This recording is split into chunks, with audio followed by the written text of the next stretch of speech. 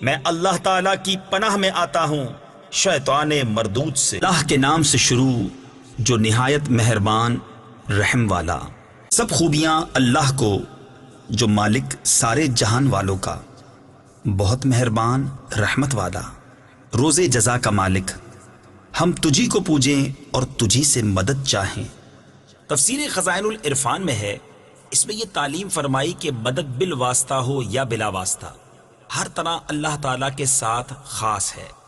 حقیقی مددگار وہی ہے، باقی تمام ذرائع مدد الہی کے مظہر ہیں۔